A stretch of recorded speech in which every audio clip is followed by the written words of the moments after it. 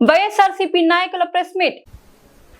పీకల లోతుకి అవినీతిలో కూరుకుపోయి ప్రజా సమస్యలను పరిష్కరించలేక డైవర్షన్ పాలిటిక్స్ పాల్పడుతూ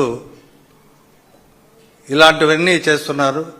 అంతకుముందైతే ప్రశ్నిస్తున్నది ఒక సోషల్ మీడియాని దాదాపు టార్గెట్ చేసి వందల కేసులు పెట్టి వందల మందిని అరెస్టు చేసి దాదాపు 70-80 రోజులు జైళ్లలో ఉంచిన సంఘటనలు.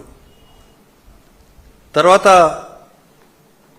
సాక్షి పత్రిక పైన అంటే ఆర్టికల్ 19 ప్రకారం రాజ్యాంగం కల్పించిన హక్కు, వాక్ స్వాతంత్రం, స్వేచ్ఛ, నీతి నిజాయితీగా నిర్భయంగా మాట్లాడే పరిస్థితి రాజ్యాంగం కల్పిస్తే ఈ ప్రభుత్వం చేస్తున్న తప్పులను ఎండగడితే వారిపైన కేసులు, నిస్సిగ్గుగా అసలు సాక్షి కార్యాలయాలపైన రాష్ట్ర వ్యాప్తంగా దాడులు చేయడం మనం చూసాం. ఇంతకుముందు లిక్కర్ స్కామ్ కేసులో కొంతమంది సాక్షి ఎడిటర్ ధనుంజయ రెడ్డి ఇంట్లో ఉన్నారని చెప్పే ఉద్దేశంతో సర్చ్ వారెంట్ లేకుండా అర్ధరాత్రి పోయి దాడి చేసి నానా హంగామా సృష్టించారు.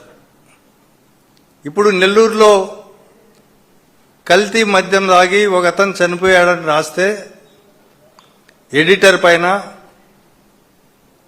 అలాగే అక్కడ నెల్లూరు సాక్షి బ్యూరో ఇన్ఛార్జ్ పైన